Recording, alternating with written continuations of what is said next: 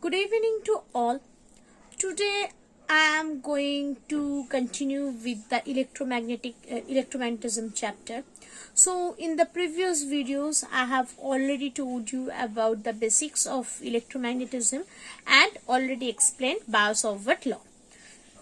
Now I am going to explain the vector form of the Biot law, right? So if I go for this, so already you know that if it is a conductor, through this, if I current is going flowing, if this is small amount, that is delta L, so the direction will be in this direction, delta L, right? And with respect to this point, if this is P, so this is going to be R, right? So if the unit vector towards the point P with respect to this del L be R cap, then R vector can be represented as R cap into mod of R, right? So therefore the direction of this magnetic field will be del L cross R cap. So that means if I am taking the mod of this, so the value becomes in general, that is going to be del L, as R is the unit vector, so it will be 1, so and cross product is there, so del L sin theta, right? So this is basically the direction of the magnetic field which is produced at this point B due to the current flowing through this conductor. The value of this current is I, right? So therefore, if I write the Biot law again in a vector form, that will be delta B equals to, mu 0 by 4 pi into I into del L cross R cap by R square. So this is basically the vector form of the Biot law, right? Now coming to the magnetic intensity or magnetic field strength or magnetizing field. All these terms are equivalent to each other. So, if I see that del B, if you write only the magnitude del B, that will be basically mu for a particular medium without the vacuum. If I write here mu 0, that means it will be the medium of the vacuum medium. But if I remove this 0, then or not, then it becomes the permittivity of a particular medium, right? So therefore, if I write this mu 0 by 4 pi into I dl sin theta by R square del B, right? Now, this quantity, excepting this mu, if I write only this,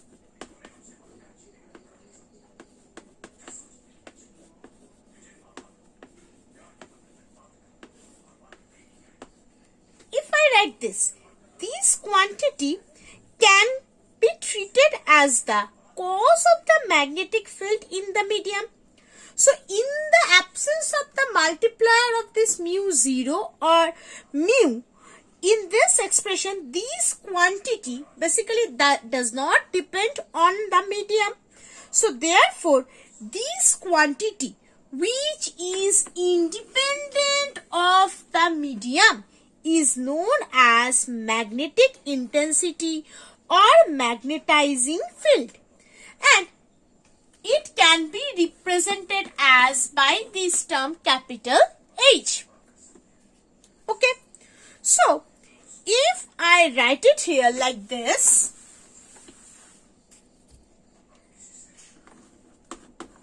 del B equals to mu by 4 pi into I del L sine theta by r square, right? So accepting this mu, the remaining part is basically h.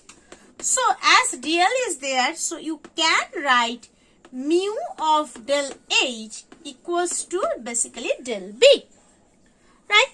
So generally, if I write, it will be this. So henceforth h equals to b by mu, right? So this, if I do this, it will be, if do the arrow, if I put the arrow, so it becomes the vector formation of this magnetic field intensity or magnetic field and or magnetizing field, right? And this is basically the relationship between magnetic field and magnetic intensity. Okay. Now what will be the unit of this H? The unit of this H will be nothing but the ampere meter inverse. So basically already we know that is B equal to mu H. So H equals to nothing but B by mu, right? Now the unit, so unit of H will be unit of B by unit of mu. Unit of B is Weber meter to the power minus 2. Unit of mu is Weber ampere inverse meter inverse. Weber is going to cancel out. So it becomes ampere into meter to the power minus 1. So this will be the SI unit of H. Hopefully it is clear to all. Now, if I go for the relationship between SI and CGS unit, the CGS unit of the magnetic field is defined as Gauss. It is written as by this. So the relationship between this mu and Gauss is nothing but 1 ampere meter inverse, that is equals to, you may write 4 pi into 10 to the power minus 3 OE. So what will be this OE? OE is the worsted, right? And 1 Weber meter to the power minus 1 is nothing but 10 to the power 4 Gauss. So these two are the relationship between the SI and CGS unit of the magnetic field and magnetizing field. Okay. Hopefully it's clear. Now coming to the application of the Biot-Savart law.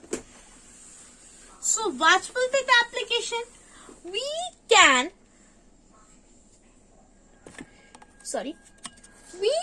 use this Biot-Savart law for finding the magnetic field for a long wire, for an infinite long wire, in a circular loop. All these things we can easily find out by this Biot-Savart law, and later on we can see that sometimes the application of this Biot-Savart law is quite computationally strenuous, and as well as sometimes it is not possible to get the actual magnetic field. That's why there is Ampere-Circuital law, which make this Biot-Savart's application more easier, and we can easily apply these things in the same condition of the Biot-Savart law. So that's why the Ampere's law or Ampere-Circuital law is more superior compared to the Biot-Savart law, right? So in the next video, I am going to discuss the applications and the derivations of the Biot-Savart's law. Okay, thank you.